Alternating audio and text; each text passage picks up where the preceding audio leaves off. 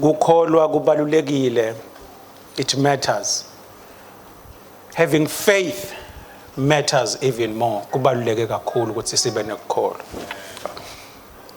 Ngicela ukuthi sijawufunza iBhayibheli kakhudlwana namuhla kuze kuthi sihambisane. Nami ngitawukhona ukuthi imibhalo qabulunge kahle. Ngicela sivule encwadzini ya Luka chapter 8 verse 24 na 25. Luka chapter 8 verse 24 na 25. Ngicela usifunzele. Baya kuye bafike bamvusa bathi, "Mfundisi, mfundisi, sesiyafa." Waphaphama wase uyasikhalimela lesivunguvungu nemagagasi. Kwabinza kwabakhona kuthula. Wase uthi kubo, "Kuphi kukholwa kwenu?" Bese saba bamangala bathi made bakhulumisana bodwa bathi, "Ngubani kanti lona? Ngoba ukhalimela umoya nemandi kumlalele." Jesu Kristu nebafunzi bakhe basesikebheni bawelela ngesheya. Nabasekhathi nekhathi kwaleli chibi lake. Siphepho siyavuka. Nasivuka siphepho Jesu ulele. Bafunzi basebenzisa lwati lwabo kwekuthi kwendiwa njani uma kuvuka sivunguvungu futhi nemagagasi adlwaba. Bayabona ke kwekuthi hayi lesimo sesiyabehlula lesi. Sebayamvusa ke Jesu ukuthi kanti awunakekeli yini? Don't you care? Jesu Kristu nakavuka uyakhuluma kulesimo. Uthi akube nekuthula. Imimoya iyamlalela nemagagasi ayathula. Bayethuka ke bafunzi baze bayesaba ukuthi kanti ungubani lo? Jesu Kristu akababuti lokunengi, akababuti ngemakhono abo. Uthi Jesu Kristu, kuphi kukholwa kwenu? Kuphi kukholwa kwenu?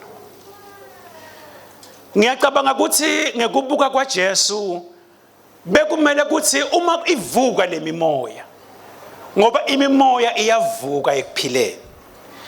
Kodwa abafunzi bekumele ukuthi bakhulume kule mimoya. Kwekuthi akwendekeni. Lokuphishaneka bakhiphe emanti. Mhlambe bona bebacabanga ukuthi kutawusita, kodwa lesimo bese sibita ukuthi bakhulume manje. Bakhulume ngekukholwa ukuthi akwendekeni. Jesu Kristu ukuthi kuphi ke kukholwa kwenu? Sibukile evikini leliphelile ukuthi kukholwa kubalulekile. Kuthi ngamunye nangamunye wethu ekukholweni kwethu in this Christian faith lokutawubita kakhulu ngiloko ukuthi kukholwa kwethu kube ngiko lokusisitako. Kuphi kukholwa kwakho? Ngicela sivule encwadzini yaMarko chapter 11 sahluko selishumi nakunye verse 20 kuya ku 22. Ekuseni nasebabuyela emuva, basibonile isihlahla semkhiwa sesome ngisho netimphanze taso. Petro wayikhumbula indzaba yangayitolo wase uthi, "Mfundisi, buka lesa sihlahla losicalekise itolo sesomile." Jesu wakhuluma kubo wathi, "Kholwani kuNkulunkulu." Bafunzi baJesu bahamba naye futhi. Jesu uya kulesihlahla semkhiwa ufuna emkhiwa akawutholi. So uyakhuluma ke Jesu. Uthi kuso lesihlahla lesi akusobe kusadla umuntu kuso. Uyasicalekisa. Wenda njani Jesu manje? Uyakhuluma. Amen. Bayendlula ke bayahamba. Ngakusasa indlela ihamba ngakhona. Petro uyasinaka lesihlahla ukuthi hawu nasi isihlahla sesomile bo kusukela timphanze entazo. Kulabo labasathi isihlahla semkhiwa sikhulu letimphanze before tingene emhlabathini letinye takhona tiyabonakala lama lateral roots ayabonakala. So kulula nekubona ukuthi netimphanze setomile. So uyambuta ke uya kuJesu ukuthi manje la Jesu uthi kholwani uNkulunkulu. Ngoba uma ukholwa uNkulunkulu utawukhuluma tintfo uma kumele ukhulume tintfo leto tintfo leto titakwendeka ngoba ukholwa nguNkulunkulu. Amen. Now lokho kuletha kwekuthi kubalulekile kwekuthi ungumzalwane ukhona ukubona timo la kumele khona ukuthi ukhulume futhi wathi ukuthi ukhuluma uthini futhi wathi ukuthi ukhuluma ngoba ukholwa uNkulunkulu hayi lokunye. You speak live likaNkulunkulu. LiBhayibheli liclear lokuthi kukholwa kuta ngekuva kuva live likaNkulunkulu. Romans chapter 10 verse 17. Faith comes by hearing. Kukholwa kuta ngekuva kuva live likaNkulunkulu hayi kuva lokunye kodwa kuva live likaNkulunkulu. Lokusho ukuthi kuze kukholwa kwakho kusimame kumele ukuthi uve live likaNkulunkulu. Lokusho kwekuthi futhi uma utawukuva letinye tintfo letiphambene nelive likaNkulunkulu kukholwa kwakho angeke kusimame. Uyawutikhanza uphinzilitwa timo lekumele ngabe ukhuluma live likaNkulunkulu sakwendekeni la ngoba usuke watehlisa wathatha letinye tintfo tikhona eveni kwa conflicta nelive likaNkulunkulu kuwe live likaNkulunkulu kutaba kungazuthi alikusebentele kanti nguwe ugcwalise letinye tintfo kodwa uma ufuna ukukholwa kwakho kucine kusimame kholwa uNkulunkulu ukholwe live lakhe because faith comes by hearing and hearing by the word of God. Nawunganaka kahle uthi Jesu Kristu kubafundi bakhe kholwani uNkulunkulu. Nawunganaka kahle lithi iBhayibheli faith comes by hearing nekuva live likaNkulunkulu. Kahle hle ungubani lo uNkulunkulu lekumele simkholwe.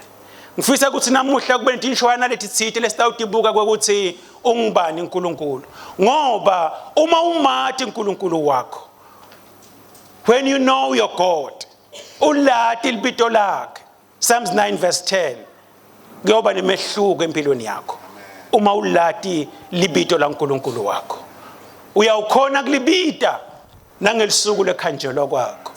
Ngicela ukuthi sifunze imibhalo kuze wathi ukuthi ligama laNkulunkulu lingubani lithini. Ayikho lenye indlela abantu abakethu kuya emibhalweni siye encwadzini of the beginnings incwadi yaGenesis. Uthi lo munye incwadi yaGenesis umfana omdala asimvuleke uGenesis chapter 17 sitafunda khona verse 1.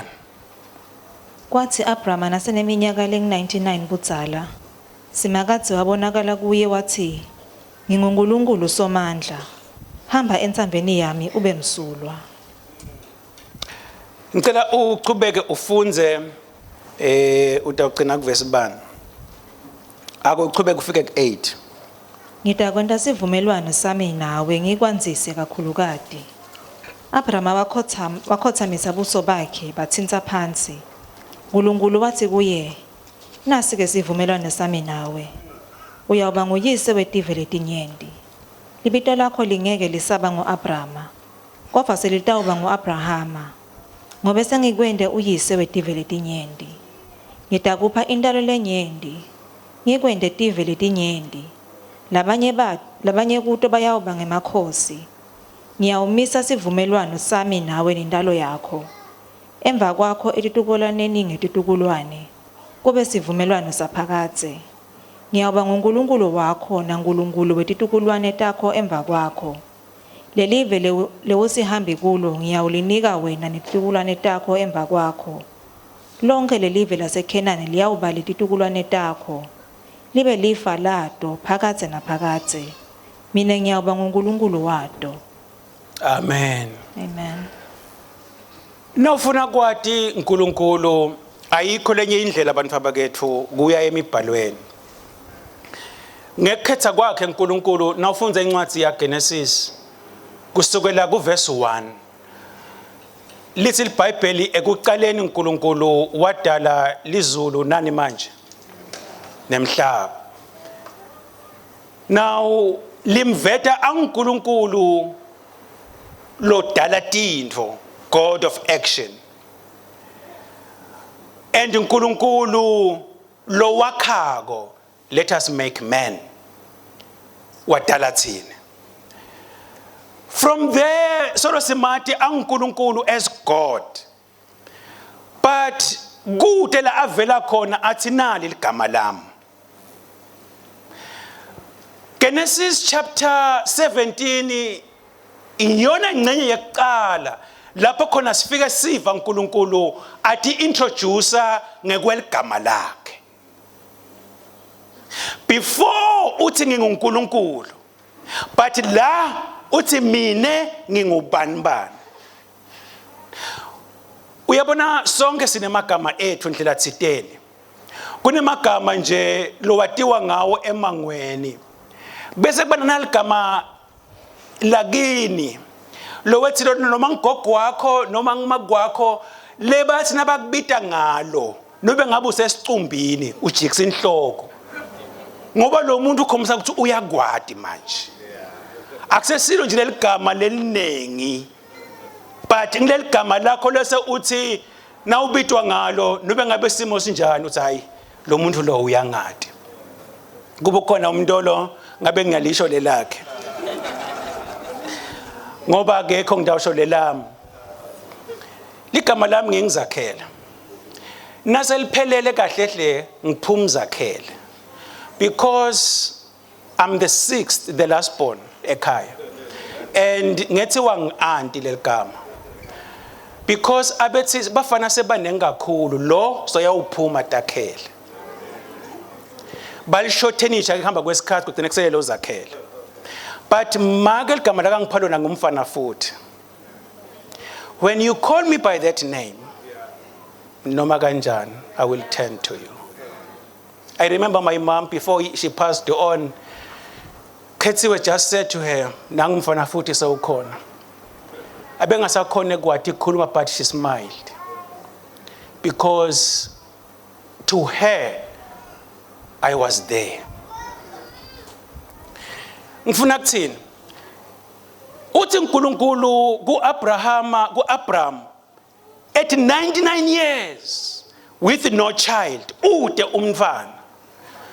Ngiyafika manje ngiyavela kuwe. Ngithi mine nginguNkulunkulu Somandla. I am God Almighty. I am El Shaddai. Leligama lelithi uNkulunkulu Somandla kusho ukuthi unemandla onke. Njengoba singaliqwanunungula njengeMaswati. Unemandla onke. Leligama lelithi El Shaddai ngesiHebrew naseliyesingisi kuthiwa God Almighty. Unemandla onke. Kude lokumehlulako. Noma Abraham aneminyaka lengu-99. Na Sarah naye asakhulile. Ngesbiology asendlulile esikhathini sekuthi angaba nemfana kodwa uNkulunkulu uthi I am El Shaddai. I am God Almighty. Yini lengehlulako? Uma utawukholwa uNkulunkulu kumele ukuthi umade uNkulunkulu wakho.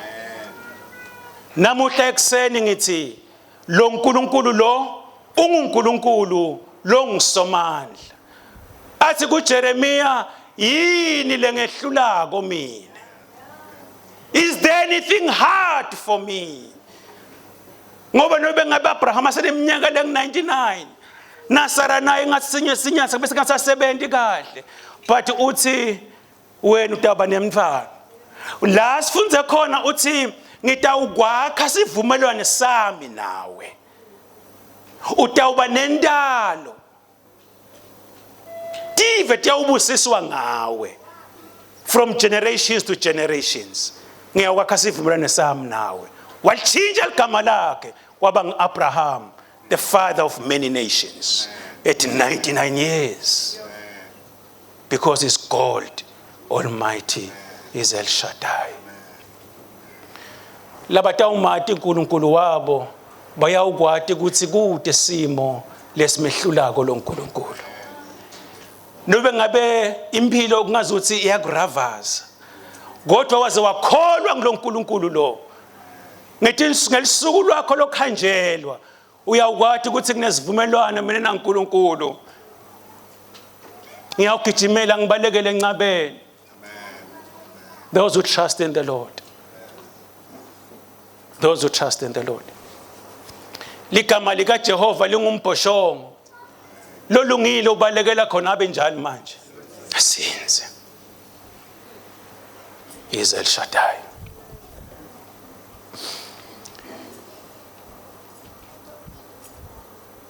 Nawunganaka kahle ngiyona ndlela uNkulunkulu athi introduce ngayo kuAbraham waba nguAbraham. Ngicela sibuke ukuthi uphinze futhi uNkulunkulu utethula kanjani encekwini yakhe lenguMose. Ngicela sifunze encwadzini ya Exodus chapter 3. Sitawuqala phi nje? Asiqale ku13. Indzaba kodwa siyayazi. But iqala lapha kunenzaba. Mose wakhuluma kuNkulunkulu wathi, "Nangifika kuma-Israyeli ngithi kubo, Nkulunkulu waboyihlemkhulu ungitfume kini." Bese bangibuta bathi, "Ngubani libito lakhe?" Ngiyabaphendula ngithini? Nkulunkulu wase uthi kuMose, "Nginguye lenginguye." Ngulokhu leyo batshela kona baka-Israyeli uthi, "Nginguye ungithumile." Nkulunkulu waphindze wathi kuMose, "Ubokhuluma kuma-Israyeli uthi, Simakathe Nkulunkulu wabokhokho benu, naNkulunkulu wabo-Abrahama, naNkulunkulu wa-Isaka, naNkulunkulu waJakobe ungitfume kini. Leli-ke libito lami phakathe naphakathe. Tonke titukulwane tiyawungibita kanjalo." Selivile igama laNkulunkulu phakathe naphakathe. Mose uhlangana naNkulunkulu njengoba indzaba siyathi. Ngemva kokuba abone isihlahla sisha kodwa singapheli. Nakasonzela Mose uthi uNkulunkulu holid. Khumula tingcabule takho ngoba lendzawo lesawunyathela kuyo ingcwele. Bayakhuluma sekufika isikhathi lapho khona uNkulunkulu athi kuMose utamthuma ukuthi aye eGibhithe kuyawukhulula sive saka Israyeli. Mose uthi ngoba ngiyati lekuthi kunjani kunema elders batangibuta kwekuthi lo lokuthumile ungubani ngubani igama lakhe. Nawufike nje uthi uNkulunkulu waAbrahama, uNkulunkulu waIsaya, naNkulunkulu waJakobe ungithumile, ungazuthi ngeke kwenele lokho. Sekufuneka ngiphathe ligama manje. Sekufuneka ngiphathe ligama manje. Sengiyawufike ngithi ungubani. Uthi ke uNkulunkulu soyawufike uthi nginguye lenginguye. I am who I am. Sewuthi ke uNkulunkulu leli ligama lami. Izukulwane generations from generations. Ngilona gama lekuyangwatiwa ngalo. Naba translator liBhayibheli from Hebrew and Aramaic to English. Lokuthi I am who I am. Gahle kusukela egameni laNkulunkulu lelinema letters lang4 lekuthiwa ngema tetragrammaton. Nabal translator to Latin, which was a language yema Roma at the time, baphinze futhi balivocalize kwekuthi ukhona kulipronouncer balifakela nema vowels. Sekuphuma ke leligama lelithi Yahweh. Le uphinze futhi uthi Jehova. Lokusho kwekuthi leli gama lelithi Yahweh o Jehova ngilona gama nali translatewa lakathi uNkulunkulu kuyawuba ligama lami titukulwane ngetitukulwane lothi nginguJehova. Lokubita kuthi wena njengemfana kaNkulunkulu uma uNkulunkulu wakho kuthi ungubani. Lo Jehova lesikhuluma ngaye ake sisim unpack noma simcwabunungule gafishane. Now lokuthi uNkulunkulu athi nginguye lenginguye nginguJehova kungoba uthi leli gama lami lelithi Jehova likhombisa kwekuthi sengivile nakuva kukhala kwebantwana bami ngehlile kutawubakhulula. He's God who is present. Ligama lekusinzisa la uNkulunkulu liligama leliveta ukuthi uNkulunkulu udvudane, he is close, he's there. So ukhona sewehlile ngoba usengivile kuva nekukhala kwabantwana bami kwaIsrayeli. Now bekubalulekile lokho lokuthi nakaya eGibhithe Mose kubantwana bakwaIsrayeli afika lisho leligama kuze balathi ukuthi senguJehova sabakhulula manje ngoba unguJehova lokukhulula nako. Now leli gama lelithi Jehova Yahweh libe netimbaca letinyenti lesitawutibuka kafishane. Kodwa ngifisa ukuthi kugcame kithi ngilokwakuthi kumele umati uNkulunkulu wakho lokholwa nguye ukuthi nguNkulunkulu longuJehova. Umati ukuthi kuAbraham wavela uNkulunkulu longusimakade longisomandla kodwa nyalo sowuvela uNkulunkulu longuye lenginguye longuJehova. Kumati kwakho uNkulunkulu kutakusita. Ngicela sigijime sivule incwadi ya Exodus chapter 6 verse 3. Exodus chapter 6 verse 3. Ngabonakala kuAbrahama nakuIsaka nakuJakobe ukuthi nginguNkulunkulu somandla. Kodwa angizange ngibatisele libito lami lelingcwele simakathe. Niyayiva indzaba bazalwane. Uthi uNkulunkulu ngabonakala kuAbrahama njengaNkulunkulu ongisomandla. Leli gama lami lelithi ngisimakathe but no. But kuwe ngiintroducer as simakathe. Now ngicela sivule incwadi ya Isaiah 43 verse 2. Now leli gama lelithi simakathe ngesiHebheru is Jehovah Shammah. Lokuthi simakade ulapha. Angicele kanje. Encwadini ya Hezekiya kusukela kuma chapters la early chapter 8 kuya ku chapter 11. LiBhayibheli livetela kwekuthi eJerusalema etempelini bese kunemonakalo. Bangasamkhonti ngalokufanele uNkulunkulu bapriesti. Inkhatimulo yaNkulunkulu yahamba yasuka. Now futhi incwadi ya Hezekiya chapter 44 kuze kuya ku 48. LiBhayibheli lithi wathi uNkulunkulu akwendiwe imisemetho thite kuze kuthi kufezakale livi lakhe. 48 the last verse which is 35 lithi ngoba simakade ulapha. Lokusho kwekuthi Jehovah Shammah, the Lord is here. Inkhatimulo yaNkulunkulu seyikhona. Inkhatimulo yaNkulunkulu seyibuyile. Jehovah Shammah. Jehovah Shammah. Uthi uNkulunkulu ngingusimakade lo lapha. I am there. I am there. Sengiyadebuta ukuthi ngikuphi lapho khona ngibone sekunenkinga. Sengiyakhumbula ukuthi wayilandzisa Daniela indzaba. Nawufunza Daniela chapter 3 verse 24 kuya 25. Asifunzeni bazalwane. Daniela chapter 3 verse 24 kuya 25. Inkosi Nebukadnezari yagcuma yema ngetinyawo imangele. Yabuta labeluleki bayo yathi abengemathathu yini lamadvodza lebesiwabophile sabajikela lapha ekhathe emlilweni. Bayiphendula bathi impela Nkosi kunjalo. Yathi asenibuke ngibona emadvodza lamane ahamba lapha ekhatsi emlilweni athukululiwe futhi akalimali indzawo kanti lona wesine ufanana nendvodzana yabonkulunkulu. Hadi iBhayibheli leSiswati lihle liba interesting. Can you imagine lo mutse la kaitsikangwana umbona agcuma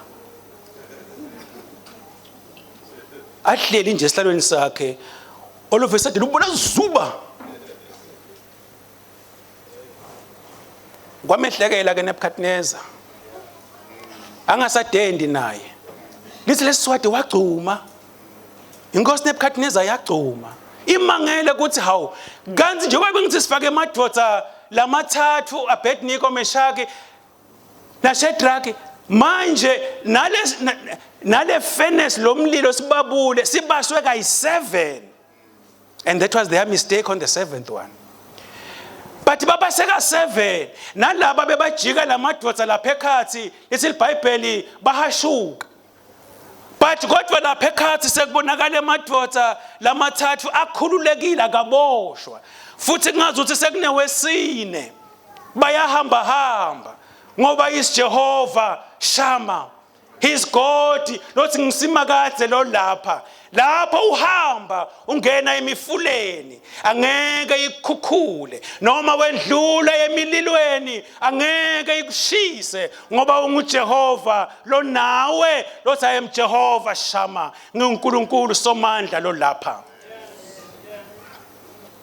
Amen. Uthi Jesu kubafunzi bakhe hambani nishumayele livangeli etiveni tonke nibafundise kugcina konke lenginitshele kona nibabhabhatise egameni lise nelendvodzana ngoba mina nginani kuze bese kupheleni kwesikhathi till the end of the age, for I am with you. I am with you. The God you believe in ungusimakadze lothi ngilapha lo nawe and kubita wena ukuthi ukholwe nguNkulunkulu lothi committee wathi utawuba nawe. Umbuto wami uthi uyamkholwa yini lo Nkulunkulu lo nawe? Uyamkholwa yini lo Nkulunkulu lo nawe? Because faith in God matters. Ngikhumbula David uyichazile umfundisi Mathebula some few Sundays back kwekuthi uma David abhekana naGoliath ngemva kokuba Goliath ajangaze embikwembi kaIsrael for 40 days and 40 nights angimathi naye wafika kanjani lapho kwaze konakala. But nakafika David indzaba siyayati asakhulumile naSawula lithi iBhayibheli bengathi bekumele awele nje sihobodlana wathatha ematshe abasihlanu labafundza iBhayibheli bathi lamatshe la kusabe sihlanu hayi ngoba David bekathi utawugeja yini so akabe manengana lamatshe kodwa bane kuthi Goliath abenemadvodzana lamane awes5 yena lokuthi uma ngimshaya Goliath nabe khona indvodzana lethi yeda anthi siyakhumbula ukuthi emadvodzana imicibisholo mos kanti nifunze njani embhalweni because when the sons come to try and rescue I will deal with them as well. Uthi David wena Goliath utakimi netikhali nemigcula kodwa mina ngitakuwe ngegama lika Jehova uNkulunkulu wembi kaIsrael. Jesus. Umatimo empilweni dikuhlasela kuneligama lekumele ulibite uditshele letimo uthi mina sengidangana ligama nali. Having faith in God. It's not a matter of if kuthi timo titawufika yini nguwe, it's a matter of when ngoba titawufika. Ligama indzaba isekuthenini uyawubita labani ligama mfana babe uyawubita labani. Blessed are those who have faith in this God because batawukhona kulibita bathi Jehovah Shammah sekunje manje uyabe siyabavelela uNkulunkulu. Is Jehovah Shammah.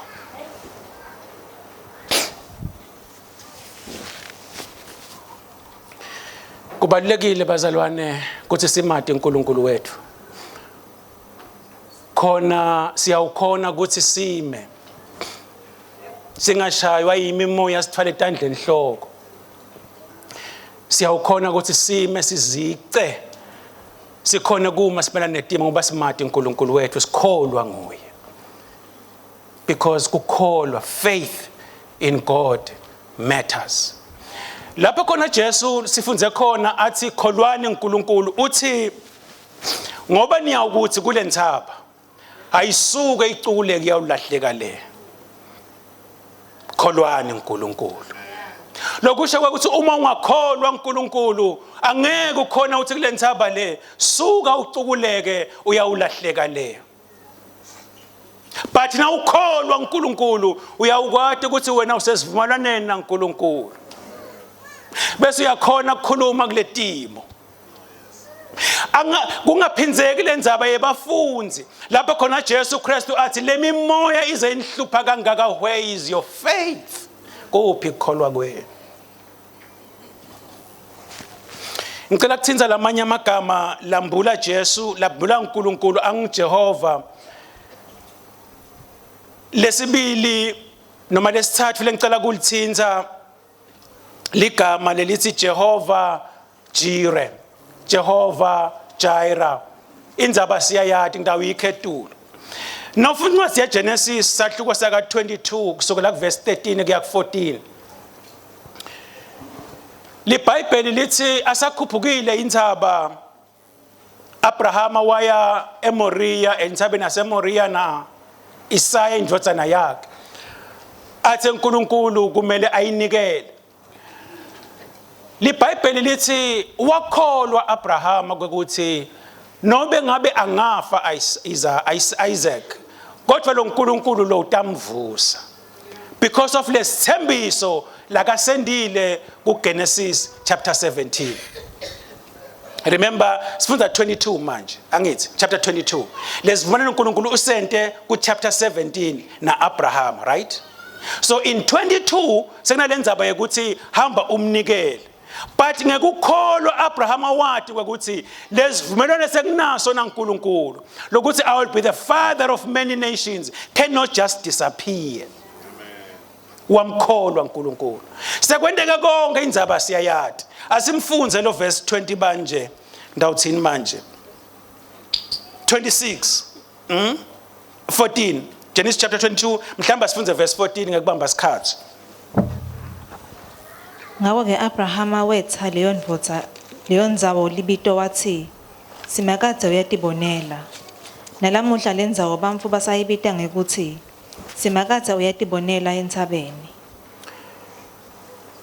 Jehovah Jireh or Jireh, God the Lord who provides.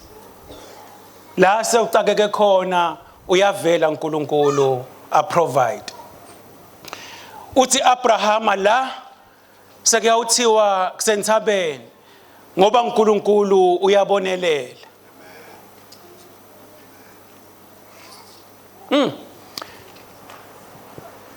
Can you imagine Abrahama atawubulala indvodzana yakhe, the pain that was within? But asayivedile the ram lebeyibanjwe ngetimpondlo lapha, so uthi Abrahama wo ungibonelele uNkulunkulu.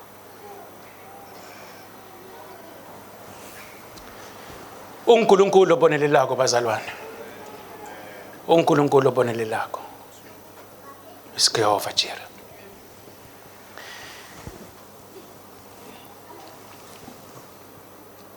uNkulunkulu losiphilisako Jehovah Rapha.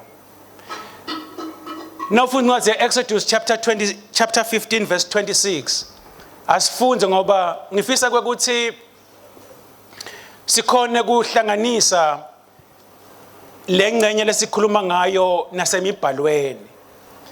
Exodus chapter 15 verse 26. Wakhuluma kubo wathi naningilalela nigcina livi lami mina uNkulunkulu wenu nende lokulungile nigcine nemiyalo yami ngingeke nginijezise ngaletimvuli ngatehlisela etikwemagibhithe mina ngingusimakade longumphilisi wenu. Ngicela usiphinzele sisa.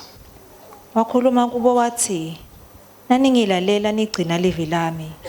Mina uNkulunkulu wenu. Nende lokho lokulungile nigcine nemiyalo yami. Ngingeke nginijezise ngaletimvo lengatehlisela eTukwemagibhithe. Mina ngingusimakade longumphilisi wenu." Impela yabethwala buthakathaka bethu. Yatetshatha netinhlungu tethu. Nongo thina sathi sayithatha ngekuthi ishaywe uNkulunkulu. Yamukulwa nguye yahlushwa. Kodwa yagwazwa ngenxa yetiphambeko tethu. Yahlifitwa ngenxa yekona kwethu. Sijeziso saba setikwayo kuze thine sibe nekuthula. Ngemanxeba emivimbo yayo siyaphiliswa thina. Isaiah 53 verse 4 kuya ku-7. Siyathanza ukuthi sihlasele ngekugula. Ngilona loyo angaba nemlandvo thite mayelana nendzaba yekugula. You can tell your own story. La sifunza khona liBhayibheli lithi unguJehova Rapha, the Lord that heals. uNkulunkulu osiphilisako. Wena njengemfana kaNkulunkulu kholwa livi lakhe kuthi uNkulunkulu osiphilisako. Ngoba Jesu Kristu wabethwala ubuhlungu bethu. Sathi thina ushayiwe uhlushwe uNkulunkulu. Kodwa iBhayibheli lithi ngemivimbo yakhe siyaphiliswa thina. By his stripes we are healed. Sivumo lesikumele ukuthi wena njengemfana kaNkulunkulu usivume na udiva uhlaselwa. Uthi ngemivimbo yakhe mina ngiyaphiliswa. Uthi lo mfati uma ngingathinza sephethwa sengubo yakhe ngidawuphila. Wakusho lokwakuphinzelela uma ngingathinza sephethwa sengubo yakhe ngidawuphila. Uma ungaphinza phinza nawe usho kwekuthi ngemivimbo yakhe ngoba wakwethwala Jesu letintfo leti akamele bese ngiyatethwala mina. He is the Lord who heals. He is Jehovah Rapha. Have faith in God. Have faith in God. Because faith matters. Ngicela ukuthinza abe mabili bese sesiya ngasekuthandazeni. Ngicela sivule incwadi ya Genesis chapter 16 verse 13. But siqale mhlambe verse 7 sitoyiva kahle lenzaba. Genesis sahluko saka 16 7 to 14. Ingilosi yasimakadze yakhanza Hagari angasesiqojeni semandi ehlane endleleni leya eShuri yathi, "Hagari sisebenzisa Sarai, uphumaphi uyaphi?" Waphendula wathi, "Ngibalekela Sarai umphathi wami." Ingilosi yasimakadze yathi kuye, "Ncanzeka, buyela kuSarai umphathi wakho ufike utitfobe ngaphansi kwakhe." Ingilosi yasimakadze yaqhubeka yathi, "Indalo yakho ngidayanzisa kakhulu kangangekuthi kude leyoba nemandla ekuyibala." Ingilosi yaqhubeka yathi kuye, "Ase ubuke nje. Sewukhulelwe udawutala indvodzana uyethe libito uthi ngu-Ishmayeli. Ngoba esimakade ukuvile kuhlupheka kwakho. Uyawuba ngumumfu lonjengembongolo yesiganga. Aphambane naye wonke umuntu. Bonke bamfu baphambane naye. Uyawuhlala ngekuchukulutana intihlobo takhe." Ngawo-ke wasewetha lo simakade lo wakhuluma naye wathi, "UnguNkulunkulu lo ngibonako." Ngobe wathi, "Kambe ngabe ngibone uNkulunkulu ngabuye ngaphilela ukuthi ngikhulume ngaloko." Ngiko nje lo mfombo lesemkhathini weKhadeshi neBeredi ubitwa ngekuthi yiBeri lahayi royi, lokusho ukuthi umfombo lophilako lo ngibonako. Sifunza ingxenye yembhalo indzaba siyayati. Hagari usisebenti Sara. nasakhulelwe so ubukela phansi Sara so uyamcosha ke Sara ucosha Hagari ukuthi hamba suka hamba indzaba siyayati liBhayibheli ke lithi la sifunza khona sewusehlane Hagari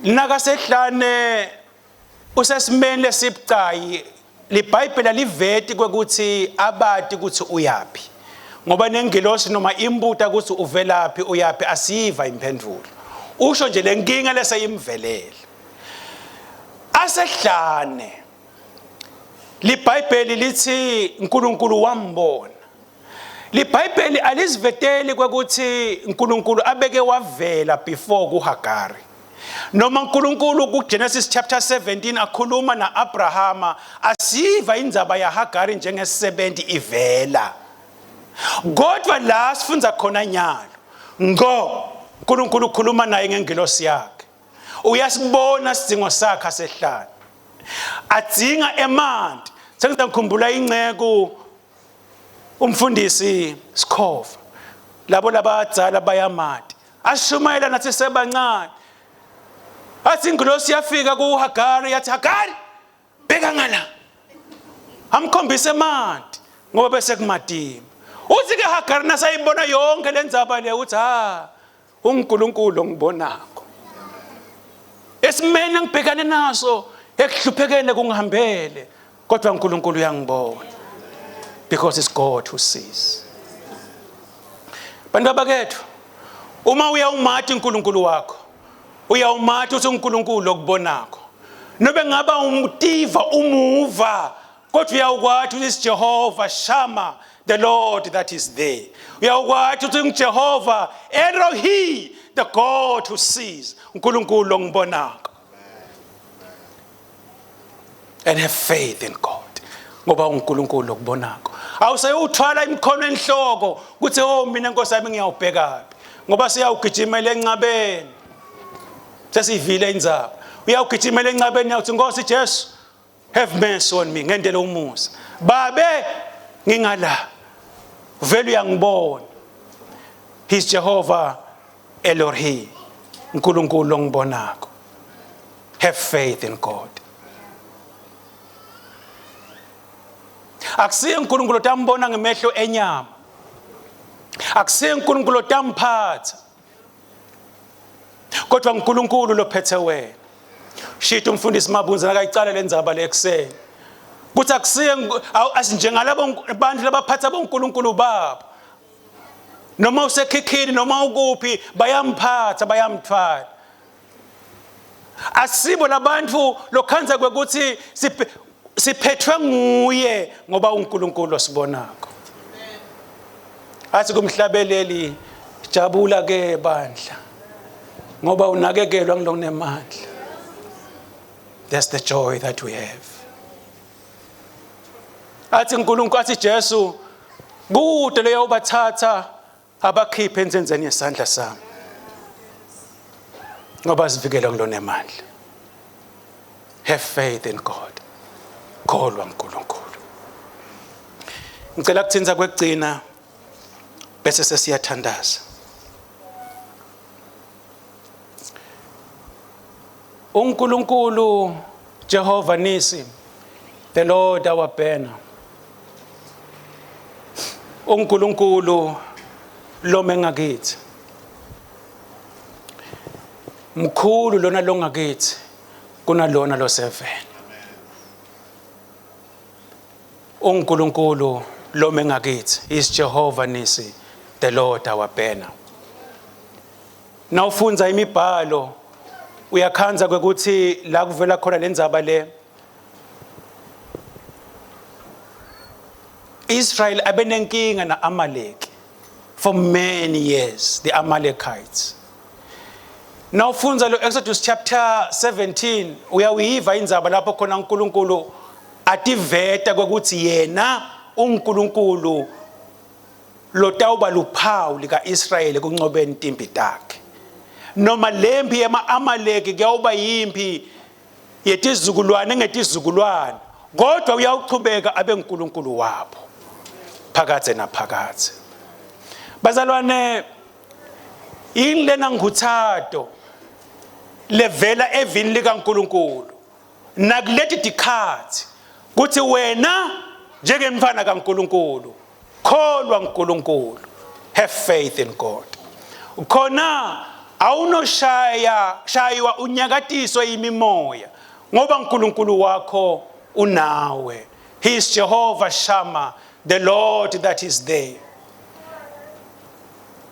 Ngikumbula early this year, I had to face a challenge.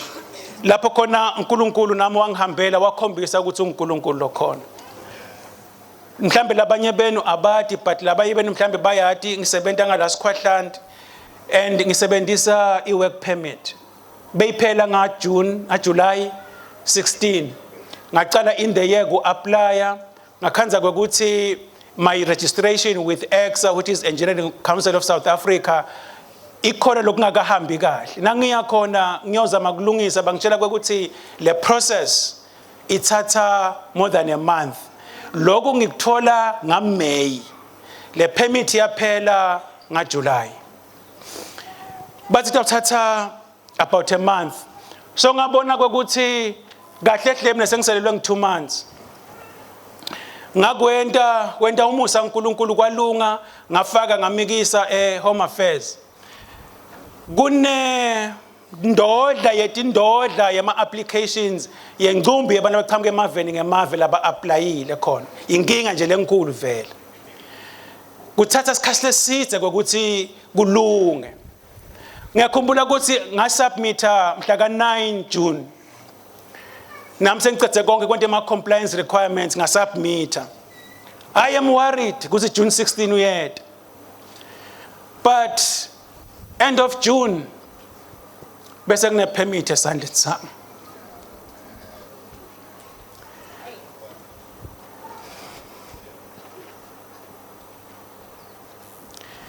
Angeke ngikutshele ukuthi kwendekani.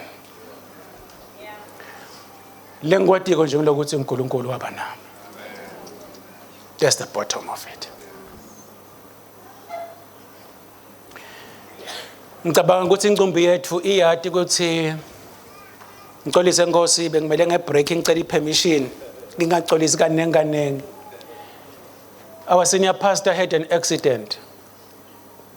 Lomunye kulabadzala bethu ebandleni abukati ithombe wathi buta kanengi ukuthi hey ngiyangilisho ligama lomuntu omdzala ukuthi niphume phila.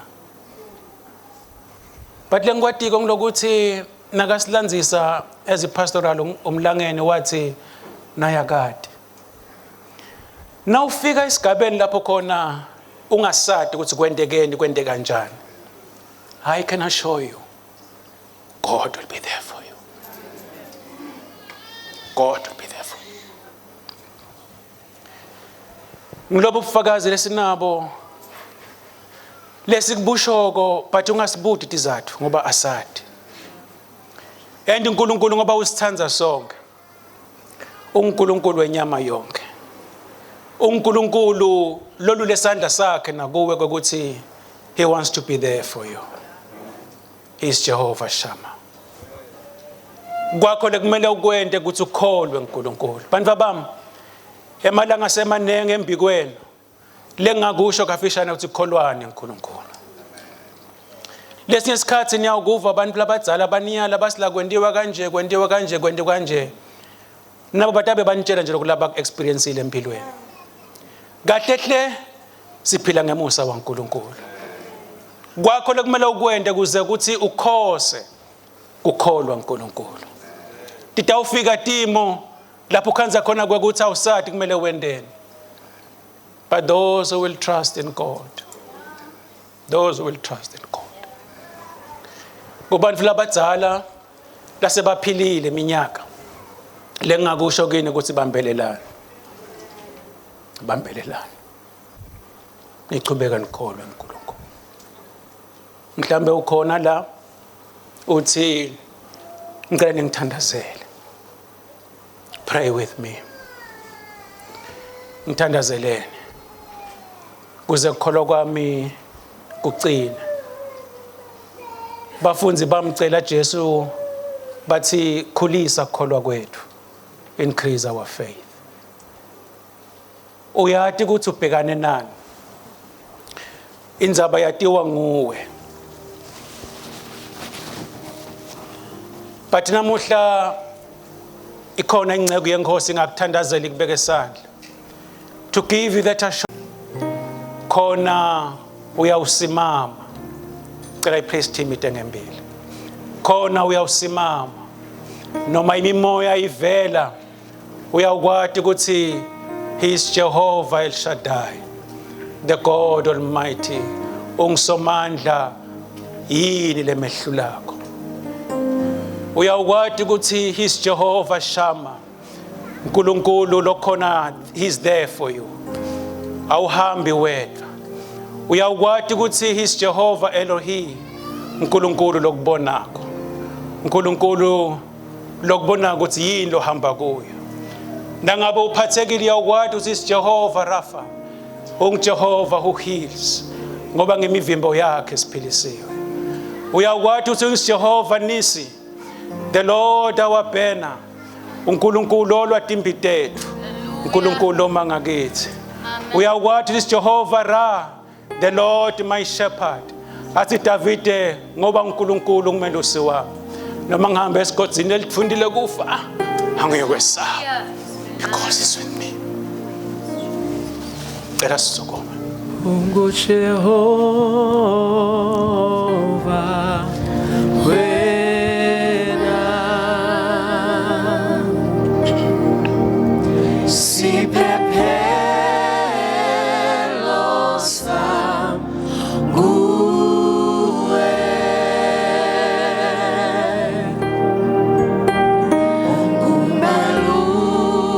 ungumelusi wam wena,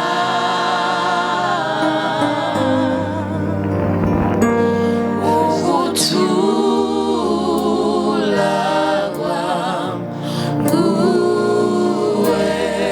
uNkulunkulu uvela ku-Abraham uthi, I am El Shaddai. Yini lengehlulako mina? I am El Shaddai. At 99 years old, he became a productive man, father of many nations. He is El Shaddai. He is Jehovah Shammah, the Lord that is there for you. Have faith in God. Kulabo labathi Nkosi yami ngisitele ningithandazise, ngicela nitela ngembili bantu abakethu sahlabelela. He is here. He is I am that I am. He is Jehovah. Ukhona la. Thatha sibinzi mntwana babe, udela ngembili ngosta kwendela umuzi. That's what I know. Hallelujah. Siphephelo sam Nguwe, umelusi wam, ungumelusi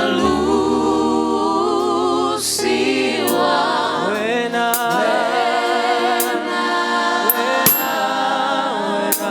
ukuphila ukuphila kwam Jehovah, uJehova wena, siphephelo sam, siphephelo sam umelusi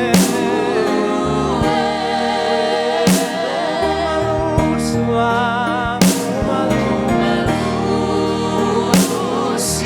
wam wena.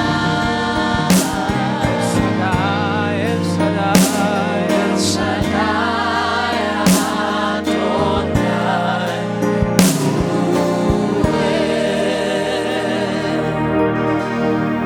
Sesivale amehlo ngida ubeka sandla bese ubuyela phansi ngesizathu sekuthi ngoJesu losinike lo myalo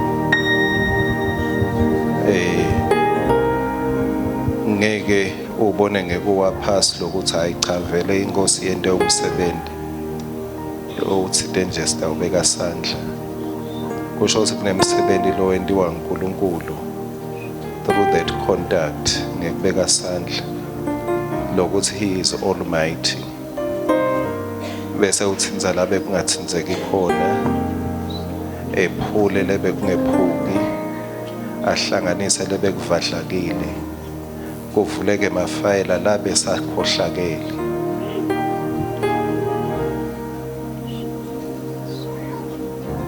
sandla sivele siconze efayeleni lakho noma bekumele livulwe eminyakeni lotako. He is almighty and he is there. Loka khona la nale mafayeleni ukhona. Lolo wasifundzisa kufunza uyakwati kufunza. Uyathi ukuthi kumele kube nabani kuphi nini. Lengathi mawuhamba makumele uhlangane nemuntu makumele abe khona kuloya mhlangano. He is God who is there. Ukhona. We bless his name. Nalamhla siyabonga kwethembeka kwakhe ngoba abengeke asikhulumise kuze sive bumnanzi kepha usikhulumisa kuze sibone iqiniso lekuthi nembala nempela usemhlabeni uvela ezulwini. Thank you Jesus. Lamhla kuthi udasipha bufakazi lobusha ngeligama lakho Nkosi Jesu. Sahlabela. Praise him please. Ngicela siqhubeke sihlabela. Amen. El Shaddai Adonai, El Shaddai, El Shaddai Adonai. El Shaddai, El Shaddai, El Shaddai Adonai.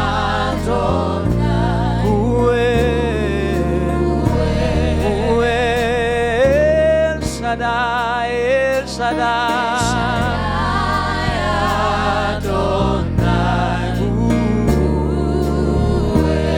Shaddai, El Shaddai, El Shaddai Adonai. El Shaddai, El Shaddai, El Shaddai Adonai. El Shaddai Adonai, El Shaddai.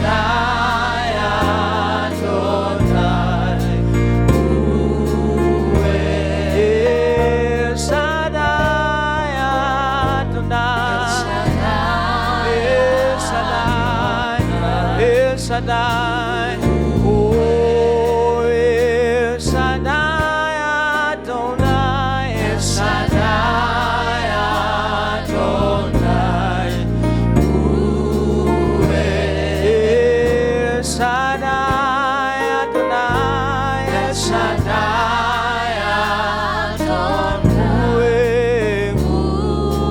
oh El Shaddai Adonai, El Shaddai Adonai, oh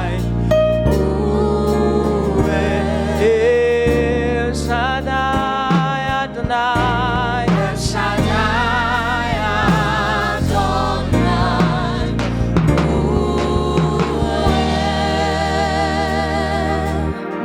Olungelwakho Nkosi phakade naphakade wena loqale umsebenzi awushiye endleleni. Thank you for perfecting your word by what you have done. Amen. Thank you Jesus.